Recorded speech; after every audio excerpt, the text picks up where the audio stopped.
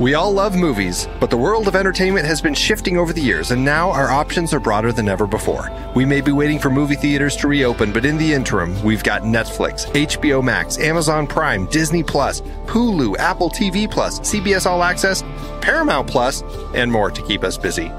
We've got more incredible movies to be excited about and discuss than ever before, so let's dig in.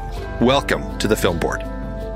On this episode, we are talking about the newest animated movie brought to us by Disney, starring Kelly Marie Tran, Awkwafina, Gemma Chan, Daniel Day Kim, Benedict Wong, Sandra Oh, and many, many more. It's Raya and the Last Dragon.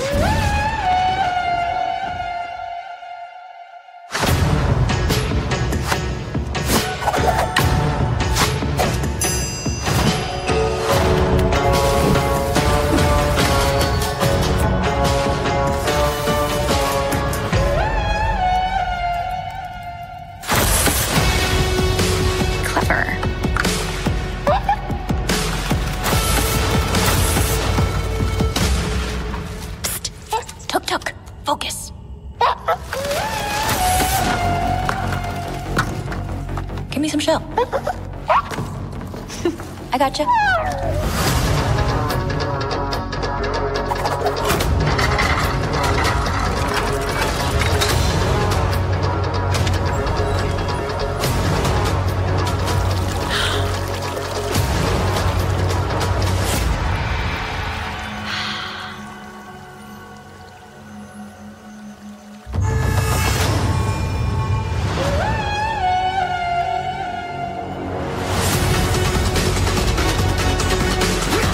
My whole life, I trained to become a guardian of the Dragon Gem.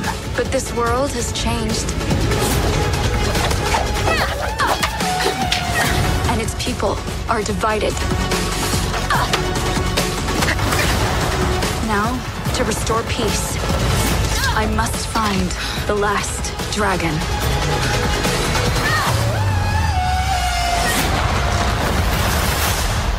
My name is Raya.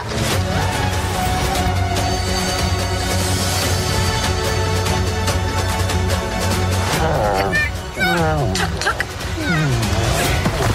You're getting a little too big for this, bud.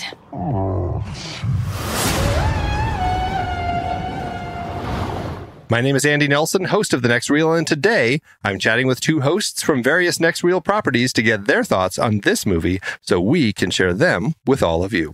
Kyle Olson. That's me. And Rob Kubasco. Wait a minute. Oh, I'm here. Yes. We have confirmation he is here. Well, as we say on The Next Reel, when the movie ends, our conversation begins. So let's talk. All right, Raya and the Last Dragon. Initial thoughts from you two. Kyle, what did you think of the movie? I was very impressed. I had high expectations going in, just from as a Disney fan and as someone who's seen all the stuff that they've done and keeps up on it. I was like, you guys already have a very, very high bar, and I thought they really, if not cleared it, then at least met it in my head. Gorgeous, and also, like, I sometimes get down on animated films about the stunt casting. Like, DreamWorks has a bad history of, like, who's hot right now? Put him in a movie. Put him in front of the microphone. But this cast is unbelievable. Like, half of these people, if they were in a movie, I would see it just on the strength of their name. So just every time a new person showed up and they opened up their mouth, I would go, "Oh, I know who that is," and I would like have to flip through all of a sudden to see if I was right. But yeah, it's quite a piece of work. What about you, Rob? What did you think? I agree.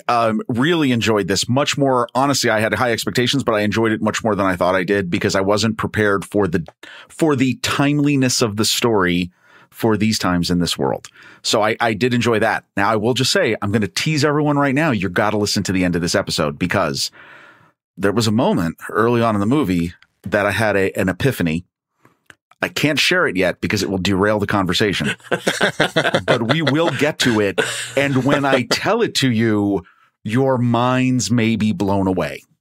Wow. How about that? That's exciting. There. I can't wait now. Now I just want to get to the end. Well, no, we got a lot. I'm going to flip to the end and just fast forward to. That's right. That's right. Well, I'm glad that you two really connected with this one. I struggled with this one, and I was very frustrated by how much I struggled with it because, it's a beautiful film. I love watching Disney's animated output. I think that they do some really incredible things. I love this cast. It was just so exciting to see as the names were revealed who was involved in it, and I just was so thrilled by it. But when it came time to the film itself, I felt like, I don't know. I had a real struggle connecting. And part of it was, weirdly, I don't think Awkwafina worked for me as the last dragon. And that was really frustrating because I love Awkwafina. And I was a little it was weird because the trailers and everything made it seem like finding the last dragon was what the movie was about. And really, the last dragon is found in the first 10 minutes of the movie. I'm like, oh, that wasn't that hard. And then we had to spend all this time with her. And I just really struggled with her as a character. And I like the themes. I like what it's saying. I just really had a hard time clicking with it.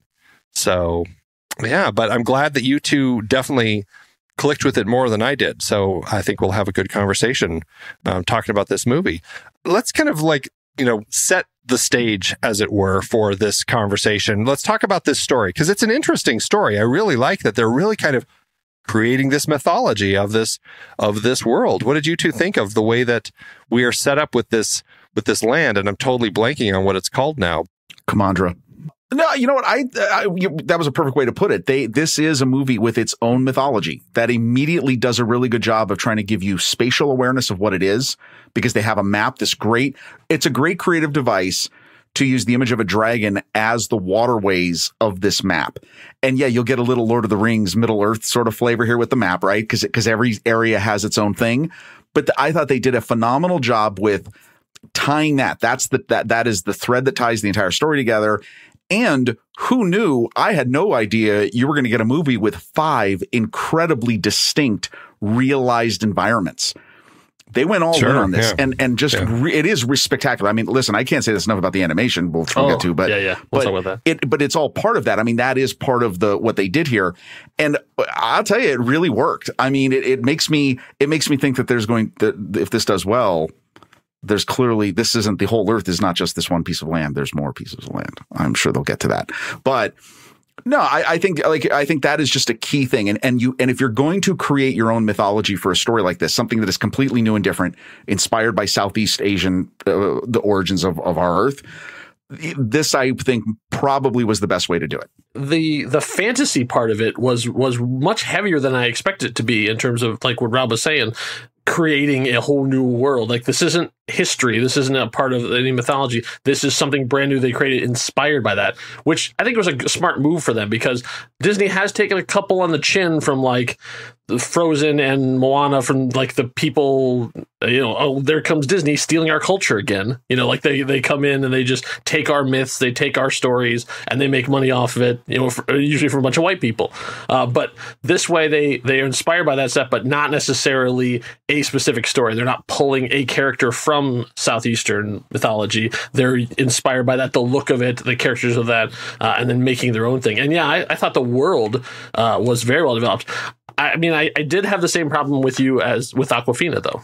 Like, interesting. Okay. I do love Awkwafina, but as I expected her to come in sort of like Robin Williams as the genie. Like, okay, she's talking modern, like she's going to be like our thing, and everybody else is sort of like, oh, I don't understand these strange things you're saying. And she came in, and it was sort of like, okay, I'm just waiting for her to do something hilarious, like say something funny, do something great, like, okay, oh, you're just a dragon. Okay.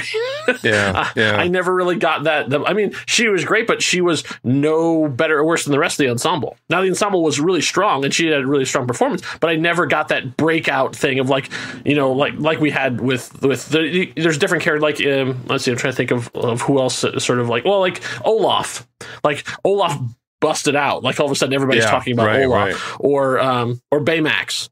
Like, a character, like a supporting character sort of from thing, all of a sudden becomes huge, and suddenly it's Halloween costumes and it's everywhere. Like, she was great, but I don't really see that her performance is really going to create that much of a stir in the way that Josh Gad did. Right. It was weird for me because I felt like, and again, maybe just contextualizing the type of story, like this fantastical world that we were in. And maybe it was because in my head that right away put me into more of a kind of a Hayao Miyazaki style of world where we're creating this really interesting fantasy world. Yeah. And then it was off-putting for me when suddenly we had this kind of like, this modern talking dragon, and it just, it just seemed, honestly, as a dragon, I guess I felt like it, not to say it has to be like a male character or something, but I was expecting like a deeper toned voice out of a dragon, which I don't know. And maybe it's just because they're big. Do you think, now I actually agree with both of you, and I thought that the solution to that, I think they realized that, okay, here's a theory. That dragon is a majestic, flowing, serene creature. No, her voice is completely wrong for it. Yeah. And that's why she transforms. Because once she transforms, I mean, I was going to say this not to get out of joint here, but because we're talking about this, that has got to be the greatest mapped face of an actor ever. Because my wife even said this. She goes, that's Awkwafina. Yes. When she's in her human form. Yeah. No, like they got it all. Like that's absolutely perfect. If it had just been that character, if she had just been this mythical humanoid creature with the crazy gray hair, I think everyone would say that's Awkwafina. Yeah, the dragon voice. I really wonder if they had a point where they had to say, we have to humanize her because the voice doesn't match. No, it seems so off-putting, and that made it a real struggle for me to kind of connect with that character, which is such a central character to the story. She's in the title. Yeah, right. It made it frustrating. And conversely, I loved Raya. I thought Kelly Marie Tran was great as the character of Raya. Like I thought her voice and her character, I really bought into. There was a little bit of me. And again, this is me, I get into this thing where like, I want my fantasy worlds to be like fantasy worlds. And then when they say things like dragon nerds, I'm like, you're kind of pulling me out of that a little bit. And I know you're trying to make it, connect with the kids, but I also feel like you're being too clever or something, trying to make it too modern. I don't know. Is that something that you two felt too? I did. I was aware of it. Like, I mean, in the Dragon Nerd thing and a couple other times where they would use really modern idioms or something where I go, it's sort of like I would sort of get into something. And I can't remember what it was, but it was something in the final fight between the two girls. They did something like, we have issues or something like that, where I kind of went, it sort of like knocked me out for a second. I was like, I didn't expect that in this kind of situation. So yeah, I understand sort of what they were going for. But at the same time, it was a little, but not, but on the other side, I would kind of rather prefer that experiment than having them do Middle Earth speech, like the proto-Shakespearean sort of nonsense. I mean, kind of the stuff they tried to do with like the first Thor movie, where they're like, it's very like the my brother who ought, that kind of like, I don't want that for them. So if they're going to go one way, it was an experiment. I think it worked fairly well. Yeah, I guess I just struggled with it. But, I mean, I get your point, and I know exactly why they did it. Right. Let's talk about setting up stories. Does it work for you? Are we past a point where movies need to start this way, where it's like midway through the story, and then we have narration kind of saying, oh, you know what? Let me tell you how I got to this point. And then we do this flashback and like set us up. There I am. Right. Yeah, I know. Here I am 6 years ago with my dad. Right. Blah, blah, blah. Yeah. I guess I kind of wish they had given us a little more of her before we did the flashback. Like, if you're going to do that, okay, like in medias res, like drop us in the middle of the action. Great. Big action scene at the start, real exciting and stuff too. And then have her get to the point where she's just about to like do the dragon spell or whatever, and then go zoop, and then take it and then take us back and then show us why we got to this point. Like, to sort of just do what they did, it was just kind of like a tease.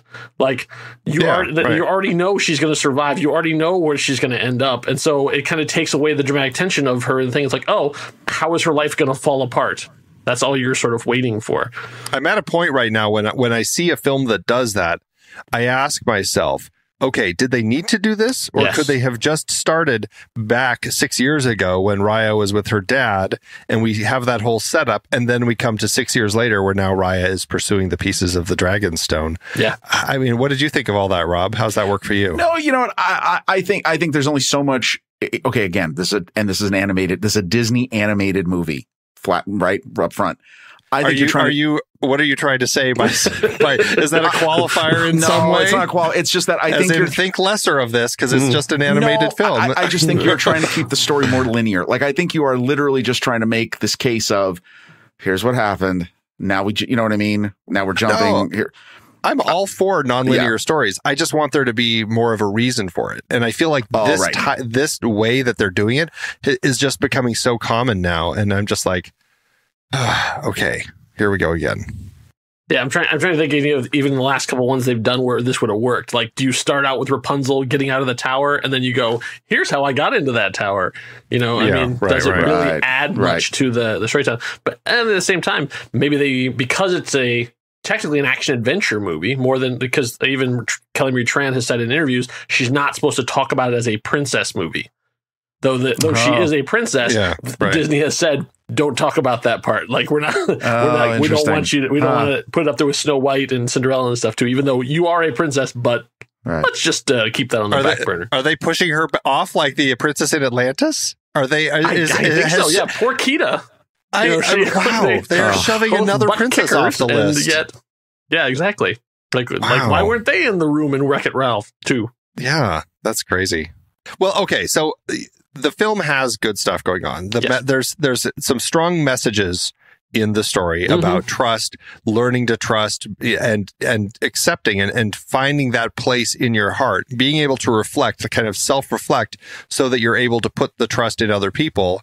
And I found that to actually be quite powerful in the film. These 5 groups that make up this land, they have trust issues. It really is the bottom line. The messaging, though, with all of that, I found to be pretty strong. Yes, it is pretty Disney in the way that they kind of bring it across and kind of have everything unfold, but I still really connected with that. I found that to be pretty strong. I agree. I felt like an idiot because when they picked up Tong, I was sort of like, oh, there's one from each of the lands. I was like, oh, duh. Like, I turned to my daughter, like my 13-year-old, like I had a dramatic revelation. She's like, there's one from each of the. She's like, yeah. I was like, oh, okay, sorry. I'm an idiot. I didn't like, but I'm always in the bag for assembling the team. That's one of my favorite parts of movies, is when they're getting everybody together, and to have that ensemble, that found family thing. Like, oh no, I'm always in the bag for that.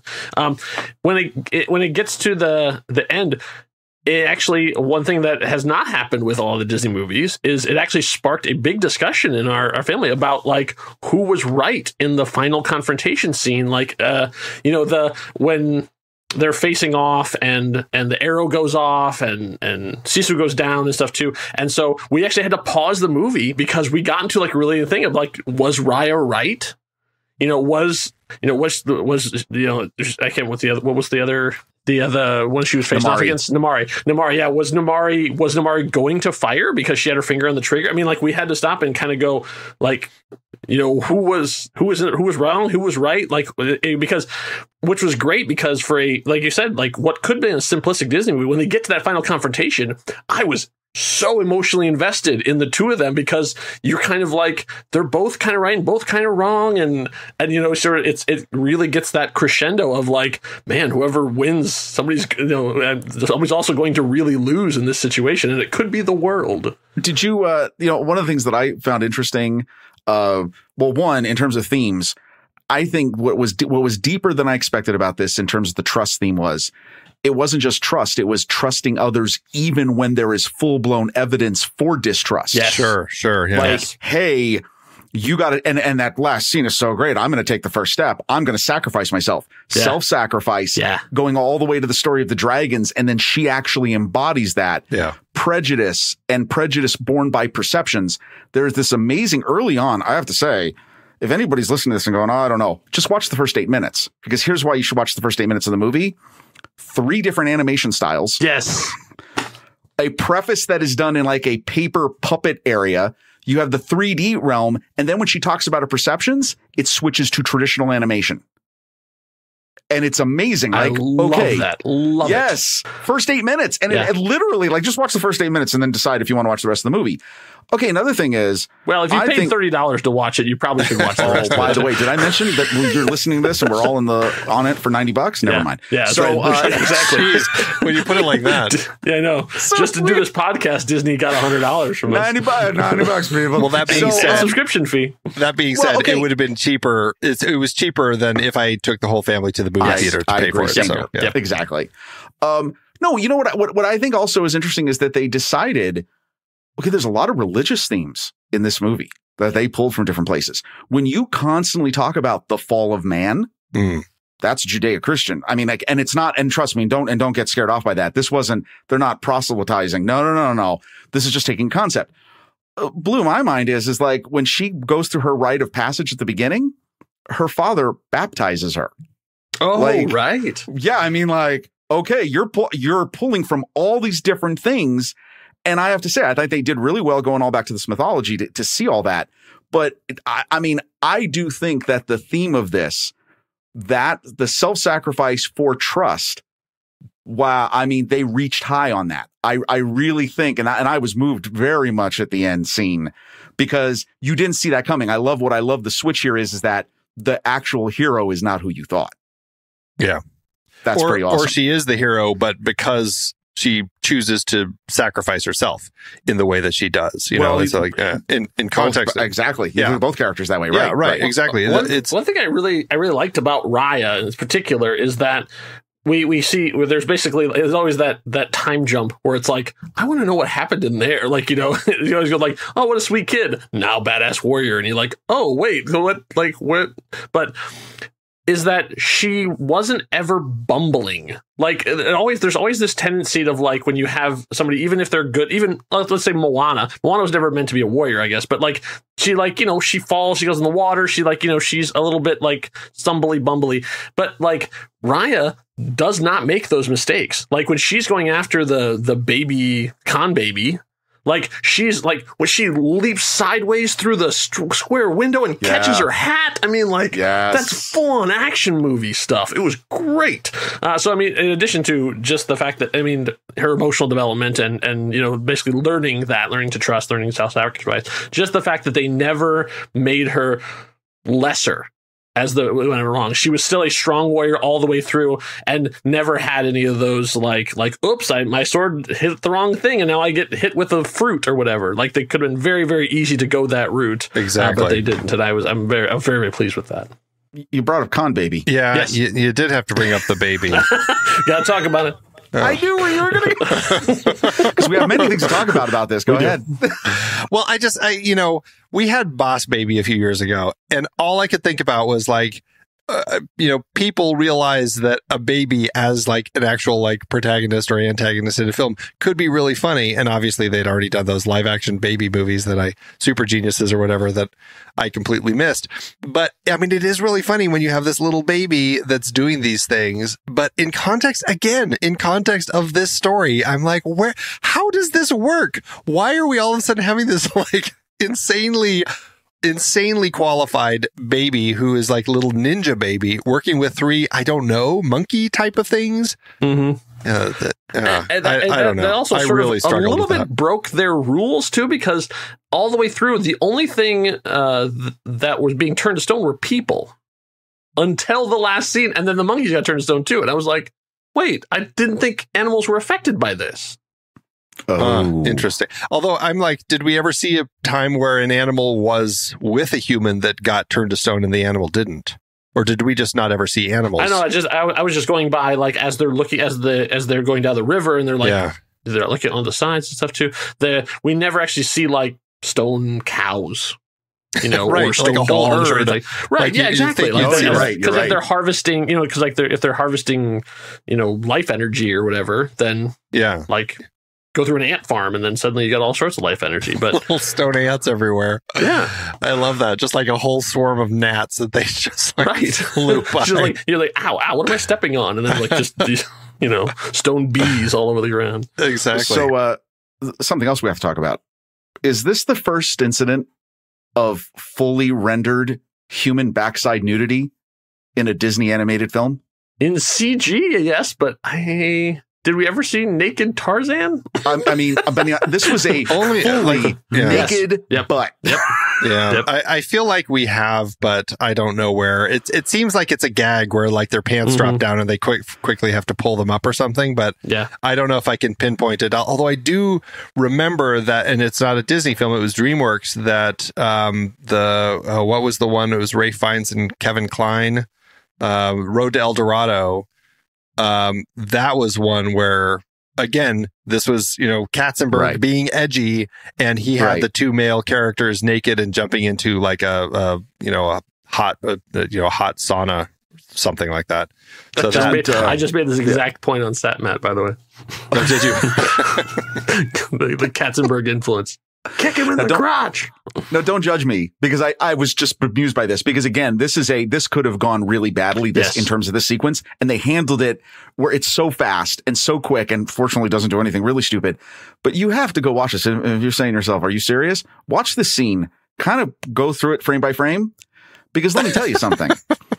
The monkeys, and they're ongies, by the way. They actually have a name. Oh. They're called the ongies. The ongies. I didn't think they were monkeys. Yeah, okay. No, they're a creature, right? Yeah, they're all in this, because as the camera cuts, you can see the baby start to get ready to take off her pants. Uh-huh. The ongies take the pants. That's right, and they throw are the diaper. Ones who then put the pants back. Right. So this is a practiced maneuver. Exactly. That's my point.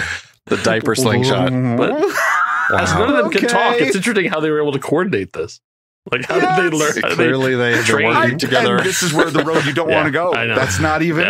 Yeah. It's so weird. What a weird part of the movie. And it's a fantasy. It's quirky. It has these sorts of things, but there are certain elements that I want to buy into when I'm in a world, and when all of a sudden a baby is turning into this like little ninja, that's when I start questioning things, because I'm like, well, was Raya like this when she was a baby? Like, all these things that start coming up. Can we say one positive thing though? The baby is from the Talon part of the map of the area. I can't say enough how the gorgeousness of the animation, but that whole floating market city. Yeah, right. Whoa. And they even call attention to the fact, like, oh yeah, that's right, if they can't go on water, so we'll build our city on water. And it was like, fantastic. Yeah, that's really good. But you've got to experience the lighting and it's unlike anything I've seen them do. Like, they've gotten close, but no, this is a whole different level. So anyway, it really is. I mean, we may as well just talk about the animation at this point, because it's stunning. I mean, this film, whether it's the human hair or the skin or the dragon scales and the dragon, just all of that sort of stuff. Running on the raindrops when it starts raining, and it was just really. And the water. There was a shot, when, and I can't remember what it was with the water.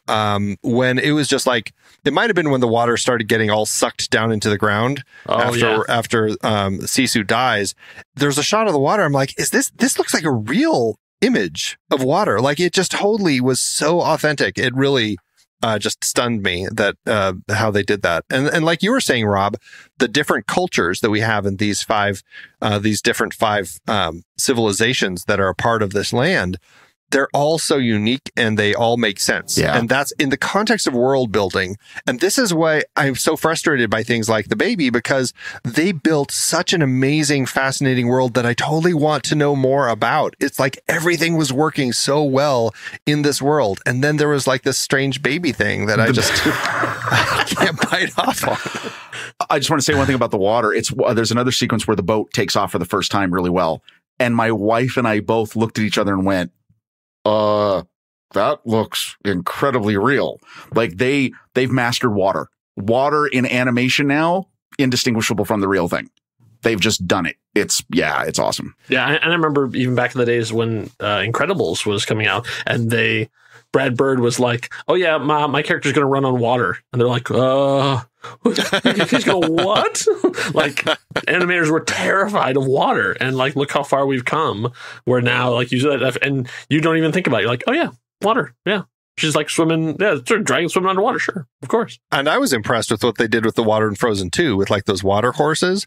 Like, that was just stunning. And then to see this, I'm like, wow, they really are just masters. And that's something I've always loved with Disney. And, you know, we were off mic talking about kind of film technologies and the way that things are constantly evolving and improving, and just the way things are always getting better, and allowing them to kind of do more because of the creative energies that these artists have and what they're trying to do with the tools in front of them. And this film, it's not, you know, film per se, as far as like an actual film strip in camera or whatever it is these days, but it still is capturing images, digital images that are, I mean, it's just like what they have done now with capturing these images and building these images. I mean, it just blows my mind. There are so many things that take this up.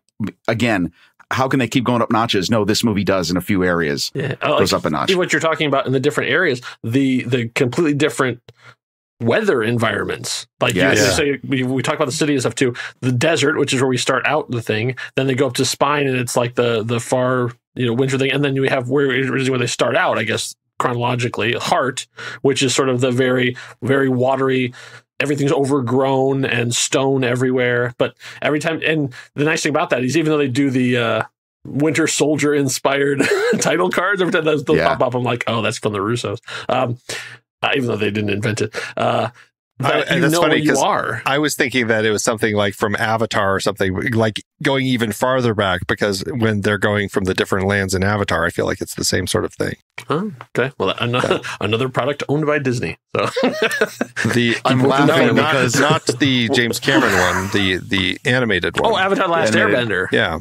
Avatar. Okay. That one. You're getting close to my epiphany. Oh, interesting. Okay. Well, this is all a perfect woven thing. Okay. So, but going back to the animation, and Rob, you already brought this up. You talked about the different styles of animation at the beginning. And that was honestly a fear I had for quite a while, that when CG came out, that we were going to lose the fun that they could do with animation. Like when you're watching The Lion King, the original The Lion King that's animated, and you have a moment like Just Can't Wait to Be King, where the animation style totally changes and you have something that's totally vibrant and alive, like that is something that you weren't getting in CG animated films, because they were creating something that felt very realistic. And now, like just over the last decade or two, especially, that they really started playing around with it in some of their shorts that they would release before their movies. But now you're seeing that integrated into the films themselves, and watching a lot of that stuff in the beginning that had kind of 2D animation elements to it. And then there was this thing when Boone was talking about taking the castle, and it kind of turned into like some other funky animation style. Yes. Like there was some really interesting play that they were allowing themselves throughout this. And that got me really excited about where animation is going. Do you know what I love too? And I don't know if this was connected or not, but I did find this, I thought this was a beautiful little throwback.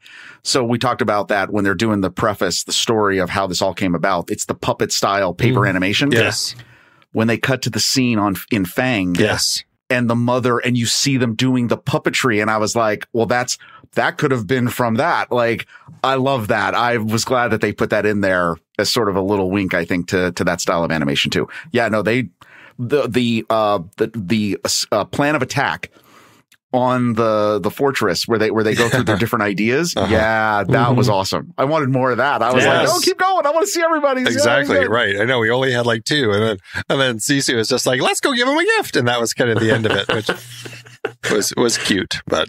Yeah. One of the things I like too, in sort of in opposition to this, is that while Disney can be big and bombastic and incredible visual stuff too, the subtleties they can still do in their storytelling still amazes me, that they can, when they have all these tools at their disposal and they do the quietest moment, and it really sings with me. And the 2 that come out to mind are when after she's caught the con baby and the not monkeys, ongies, and she's going to be like, where are your parents? And one of the monkeys just quietly puts himself in the position of a statue. Yes. You go, oh, and you know everything. It's just like one little gesture and you get it. You're like, oh, right. Yeah. And then later on, when they meet Tong in Spine, and he's talking about like why is he the only one there? Like, oh, I lost the whole village. And then Raya looks over and sees the crib with the stuffed elephant in it, and you go, oh, he lost everyone. Like, you go, oh, and like suddenly you understand his whole character. Not a word, not anything, no flashback, just one shot, and you get it. And like, that's quality filmmaking. And that's, I think, definitely a benefit that Disney has in their type of, directing and their type of writing when they're doing these big stories, because you have so many creatives involved that can potentially come up with little moments like that can be integrated into it. Right. Yeah, that could have just been literally one of the story artists saying, wouldn't it be good if we did this? And they went, great. Yeah, exactly. Although that does beg the question, and this is something that I think it's an interesting question. I don't think I've really thought about this in terms of Disney's directors, because often it is a team. There's a number of different people that are helming these projects. Is there any that you feel have a director's stamp? Like, do you feel that when you watch an animated film coming out of Disney that, or DreamWorks or anything, I mean, Hayao Miyazaki obviously is the one that is very definitive with a stamp of style, but are there anything in what you've seen from Disney that really stand out as kind of a directorial stamp? Not really. Like their house style sort of takes over. Yeah. Because even when I looked up this one, I'm like, oh, who directed this? And there was the one director, Don Hall. No, not Don Hall. The Carlos Lopez Estrada is new. Like, he's new to animation, new to Disney. Like, he was the guy they brought in from the outside. But Don Hall was actually the veteran. And so I looked at his stuff and I'm like, oh, he directed the Winnie the Pooh movie from 2011, which is great. And he directed Big Hero 6. And so, like, I look at those two movies and this one and go, yeah, I don't see anything. Like, I don't see any like, if you even with Pixar, which is also a group, assembly kind of thing. Sort of thing. You can right. tell the difference between a Pete Docter movie and a John Lasseter movie, and because there's a just different sort of rhythm and style to it. But like, can you? With this, oh, I think so. Okay. But I'm much more than you can here. Like, I mean, like if you told me the person directed this also directed Tangled, I'd have been like, sure, okay, great. Yeah, and I would have never had thought of it. I mean, like I think it's so much about. I hate to say it, but the machine. That they just sort of plug people in, and they just have a captain steering the ship, but then the ship's going to keep going whether no matter what captain is at the helm. Well, it largely becomes about the Disney team, just kind of that engine that's behind it, just kind of pushing to make all this stuff happen. And you know what I mean? I'm thrilled. I have always liked the way that they kind of when I was younger, I would look at kind of those story meetings that they would have where, different people were getting up and talking through it. And it was very exciting to see the way that everything worked. And I thought that was really cool. But I do wonder if there are times where they may benefit from having like a singular voice allowed to kind of create a singular toned film like they do with some of their shorts. I don't know, because this is one of those where, again, a lot of these fantasy elements in the way they're building this world, there were times where I was like, I wish that I could feel a director's stamp on this, because I feel like somebody could really do something really creative. And when it's kind of the committee running it, we don't get that chance. Yeah, I agree. And I think if anyone wants to see this in process, they did a great behind the scenes about the making of Frozen 2 on Disney Plus, and you can watch it, and like unprecedented amount of stuff they showed you, and it's a mess. Like their process of putting movies together is, you would not think from the organization who's done this, created this genre essentially, and then did it, you'd think that they would have a process, but they don't. They'll scrap stuff, delete stuff right up until the last minute. They're still figuring it out. And they also have that, you're talking about that, the group of executives, they bring in pretty much every director who's working on something. They weigh in on everything else. So I would not be surprised if these guys also sat in on Frozen 2 and gave notes on Frozen 2. Like, they show a meeting of all of the directors sitting around pitching, like, here's what I think you should need to do to fix your movie. I would be shocked if they were not in that meeting. Yeah, right. Yeah. Well, the one thing is, right, when I read about this, you can watch the short on Disney Plus where they show the production of this. A lot of this was recorded during COVID. Like, this wasn't a movie they were working on this substantially over the last 12 months. And two, there's a little bit of history about it that I read, that major changes happened with the characters during the development of this movie. Right. Like, they brought in writers and stuff. Yeah. So, including recasting the lead. Yes. There's that too. I mean, like, I mean, and that happened late. Cassie Steele was going to play Raya initially. Yeah. Yes. Yeah, exactly. Yeah, she was cast and recorded stuff, and then they changed directions and changed actresses, and so the movie was well on the way. I mean, like I think they did not bring on Kelly Marie Tran until last year. I mean, until at least the end of 2019. They didn't tell us that they were doing it. Almost everything she was recorded was at home in a homemade recording box.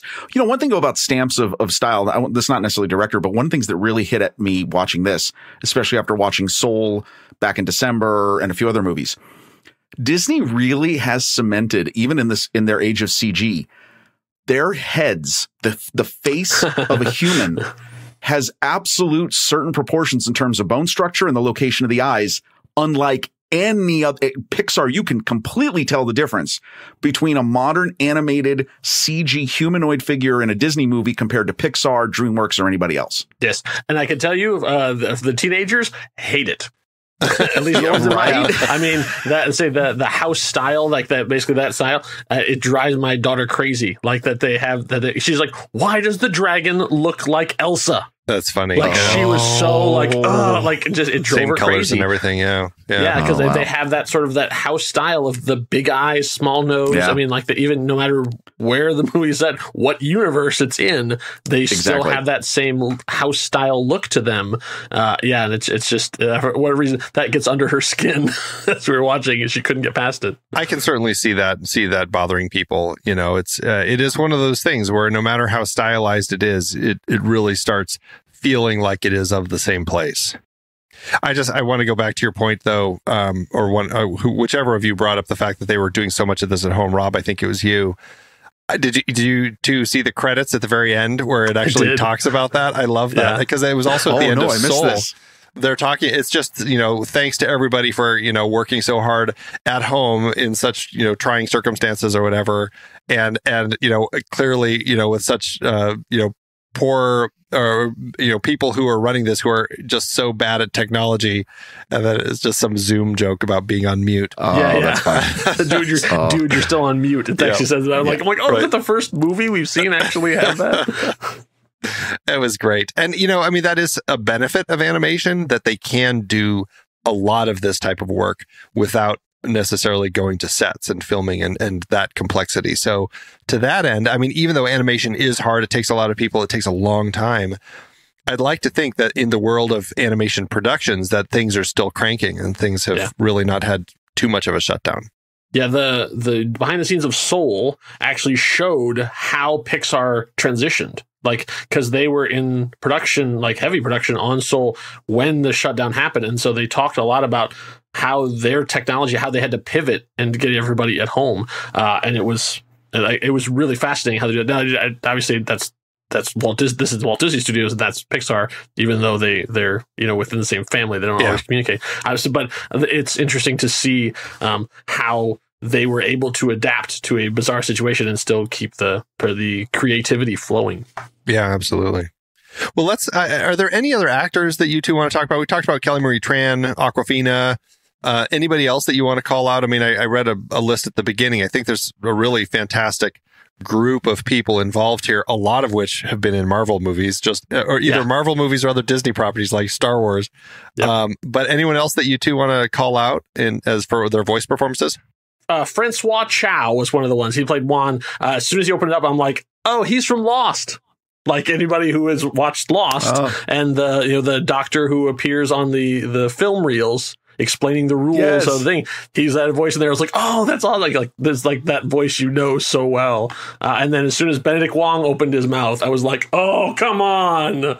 Like I had not looked. I don't like to look beforehand because my wife and I like to play a game of whose voice is that? Guess the voice. So I did not look at the list beforehand. So as people were talking, I was trying to. And of course, as soon as Daniel Day Kim opened his mouth too, I was like, oh yes, yeah. There's more Lost lineage right there. Right.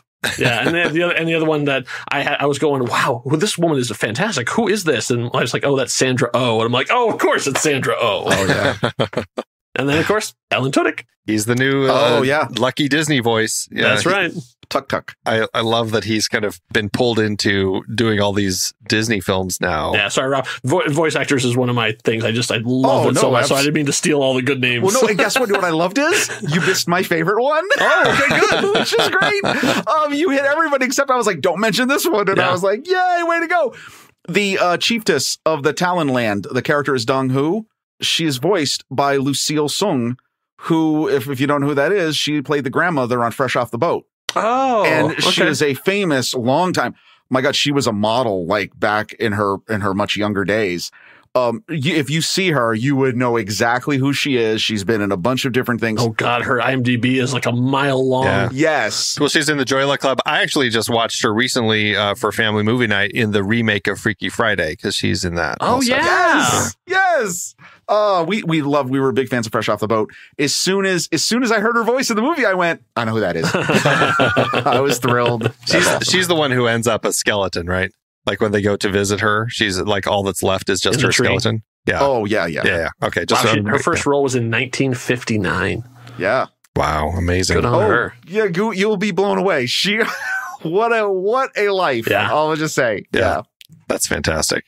So yeah, I mean, thrilling cast. I was really excited to see that they, for a story that is, I mean, again, it's a fictional land, but it is very much based on a lot of Asian, like different Asian cultures and landscapes and everything. I was thrilled to see them cast everybody other than Alan Tudyk, who's making little animal noises.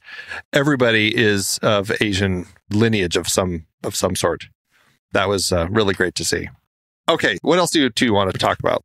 One thing I want to talk about that did not come up naturally in the conversation is I also watched this with my 7-year-old, and one scene in particular terrified her. Now, my daughters are very, very different, right? We refer to my 13-year-old as having a heart of stone because she does not get emotionally invested in fictional stories. Like, just doesn't like no matter what, like whenever she reads, like she has no emotional connection to the stuff. Like, she's not a sociopath, we think, but it's just that's not where, like, she enjoys them. She watches everything. She's seen tons of things. I mean, I showed her everything, but she just doesn't like. At one point, she said, "Oh, at one point, I felt like I was going to get connected, and I shut it down." I was like, okay, don't know if that's healthy, but okay. Oh no! Yeah. It's like, well, yeah, everybody's got their own stuff to go. Like, and she said she's now saying that there is stuff that like she's listened to. She's like, oh, I listened to this podcast and it made me cry, and I'm like, oh, okay, good. So there is something in there.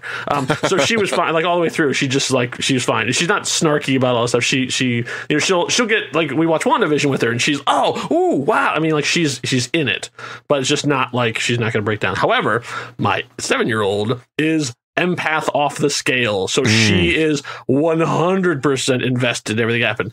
We got to the scene where the father takes an arrow to the knee and then takes his daughter and throws her over, and she lost it. Like, we had to pause the movie. She was bawling, like she was like we're like, no, it's a Disney movie, it'll be fine, like he's not dead, they're coming, like the stone will come. And but we had, I mean, it probably was like 5 minutes of just consoling her to calm her down, to be like, let's see what happens. Like, don't leave it in your head that he's stoned forever. Let's watch the rest of the movie and see that he comes back at the end. I'm like, please, Disney, please make him come back in the end. You don't know. You honestly don't know. We were full on lying. You're using that because Disney is notorious for killing off parents in their films. Right? No.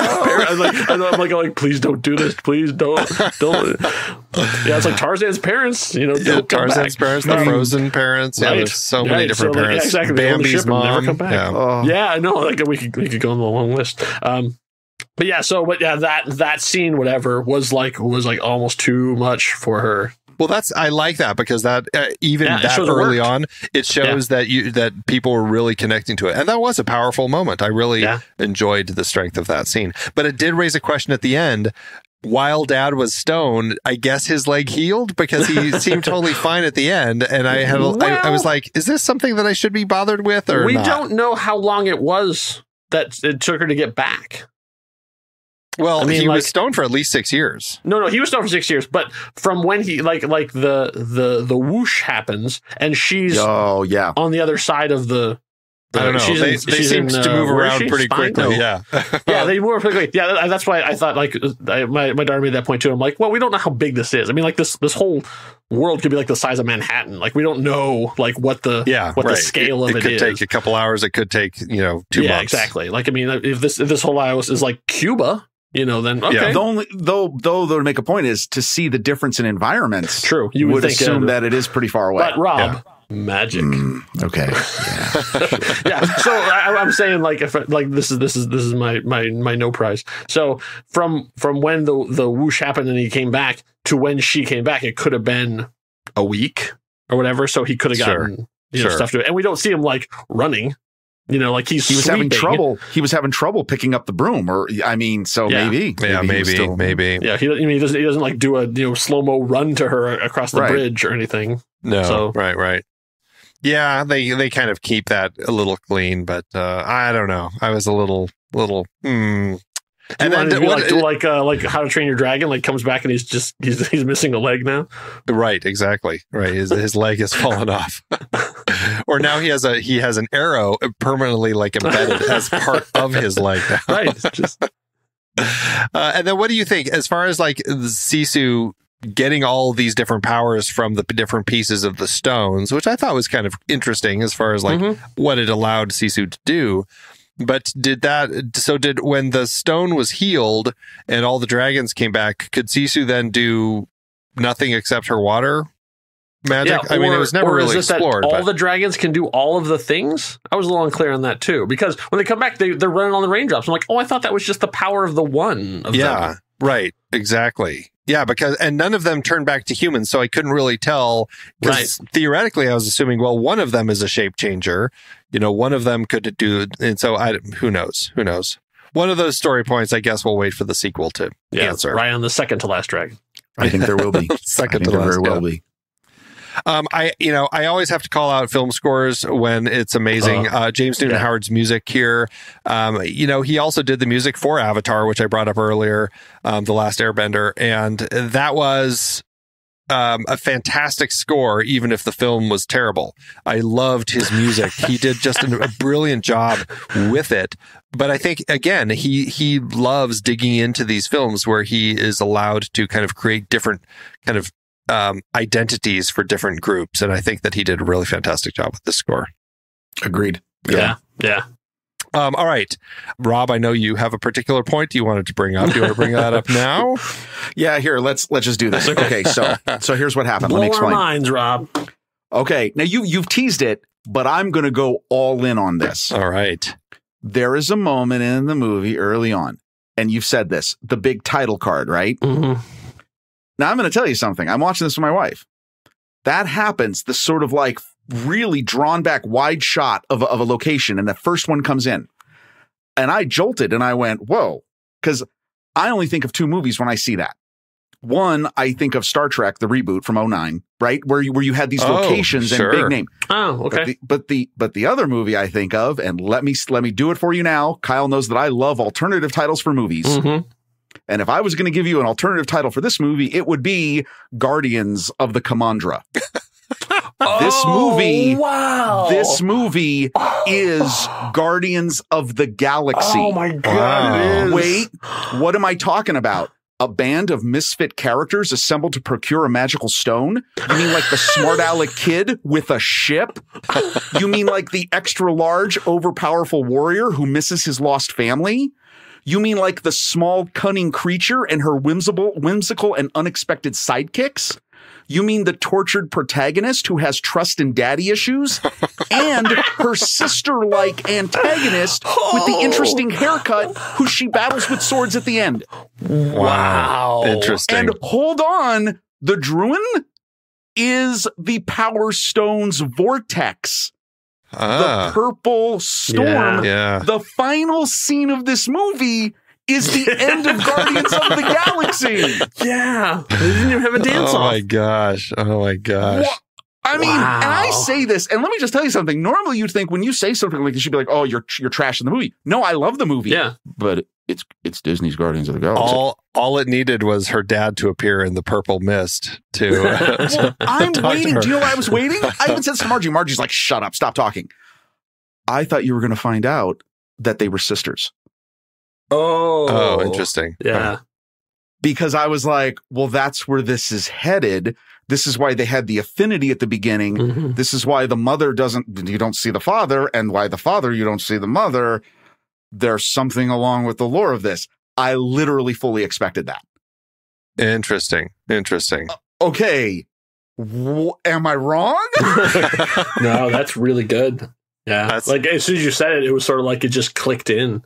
Right? Yeah. And I'm going to know what I mean. Seriously, the whole movie, I'm like, oh my God, like this is kind of like, let's go to nowhere. Yeah. That's really Who's the funny. collector, right? Like where what's happening here? There you are. So who is Sisu in the Well, now, lineup? okay. So Sisu is Sisu's the oddball character. I will tell you, do you know who I think Sisu is? Mantis? Meredith. In Guardians of the Galaxy, Star-Lord's mom's soundtrack is what binds the whole mystical journey together. That's Sisu in the movie. Interesting. Boom. Now, if any of you are saying, Rob, that's great, but you're a little crazy, let me now call your attention to a little article in the Hollywood Reporter titled The Resurrection of Kelly Marie Tran from March 3rd, 2021. Yeah. And I'm going to quote from director Don Hall, because this was in reference to them changing the character of Raya. This is a quote. By the way, he directed Big Hero 6, if we hadn't mentioned that previously, but go ahead. Yes. The quote is, as we were changing this character, quote, for a comp, we looked at Star-Lord from Guardians of the Galaxy in terms of having a little of that swagger. I don't remember exactly the moment when we threw out Kelly Marie's name, but we all lit up just knowing that she's got comedic gifts, lightness and buoyancy, and also badassery. Wow. Yeah. There it is. Really? It's Guardians of the Galaxy. So funny. Yeah. There we go. We have not really said much about Kelly Marie Tran, but I am a huge Kelly Marie Tran fan. Yeah. And I think that the fandom owes her a lot for how crappy they treated her after Last Jedi. So I'm happy that she's back. I'm happy that it's success, and I want her to stay off of social media because social media is terrible. It is. Yeah. And please read the Hollywood Reporter article because it's phenomenal. Yeah, I waited until after I'd seen the movie until I was going to read it. But yeah, I'm looking forward to that too. Oh, and she was just on Comedy Bang Bang too, and she was really funny. Excellent. Awesome. Excellent. On podcast, another podcast out there. Yeah, right. And she's currently also in The Croods too, if people want to hear her there. So there you go. That is also worth your time. All right, so a few little statistics that are, just fun, and people throw this out here in the Disney or on the trivia page for the movie, so I may as well read it. This is the first film from Disney Studios since Moana, which was just 5 years ago, but still, to be shown theatrically with a short film. Now, I still haven't watched the short film since I was watching it at home. Did either of you watch it? It's called Us Again. No, is it on Disney Plus? I didn't look. I couldn't remember what the name. It says, okay, here you go. The short is set to drop on Disney Plus in June. So we'll have to wait a little bit if we want to is see that that. a tease to get you to that's a tease to get you to the theater? Yeah. Yes, it's only in the theater right now. Yeah. Okay. This is the first, their Walt Disney Animation Studios' first film since Chicken Little without any involvement from John Lasseter, since he has departed Disney Animation. Free of that guy. This is Walt Disney Animation's 60-second feature film. This is their first fantasy themed film since The Black Cauldron that wasn't a musical. Yeah, that's true. Interesting. So just as we're talking about this, do you guys think it would have been better as a musical? No, I don't think so. No, I mean, I really enjoy their musicals, but I also feel like, maybe that would have actually helped me like it a little bit more. Actually, I don't know. I'm torn on that, but I don't feel like everything has to be a musical. And so, yeah. I'm going to convince you of not thinking that. Con Baby. Are you saying that the baby would have a song? Oh, no, he did not. You did not. No. The monkey's playing on drums. Exactly. No. You know what I'm saying? Yeah. I do. No. Right. This is actually Disney's 23rd feature film not to be a musical. So they have had quite a number of them, which haven't, but it seems like they've had a lot more. This is their 9th Disney animated film not to be based off any existing work, which I'm always excited when they do that. Yeah. This is the 19th Disney animated feature film to have a female protagonist, and it is the 22nd animated feature film to take the name of the protagonist or protagonists in the title. That is definitely a trope that Disney likes to use. Throw the name into the title. So well, that's it. I don't have any other interesting little trivia, but so I guess let's wrap things up here. Any last remarks or anything before we give our star ratings for this film? What would you say to somebody who's trying to, flip a coin on whether they're going to drop their $30 or not? Kyle? Did you like Guardians of the Galaxy? No, and please don't mistake that, because I don't want, because if you hated Guardians of the Galaxy, no, you may actually love this. This is not that. No, look, if in my opinion, this is a beautiful movie. Yes, a beautiful movie with a strong message. And the message, I think, not that I'm saying if you like your movies with messages, but it's a lot of times where we reach for the stars on a message, right? And we just think, oh, this very ambiguous way of, being that person that it aspires to be. No, this movie deals with it in a very real human way on how we can just be better people. Nice. That's a good thing. Yeah. That's not a bad thing. So is it worth your $30? You know us, we're shills. I think it is. I do. I think it is. Yes. Will I watch it again? Yeah, actually I will. It's that beautiful. Yeah. Yes. Oh yeah. Even after that traumatic incident and when we were finished, my daughter immediately wanted to watch it again. I was like, okay, just know when to fast forward. It helps when they've seen it also. Yes. They know what's going to happen. So Kyle, what are your final thoughts on the film? Yeah, I'm not sure if I guess if you have the $30 burning a hole in your pocket, but I think you also could be fine waiting. Like there's certain things I think are going to hit the culture big and make a big splash, like Frozen did, like Moana did. I don't think this is going to do that.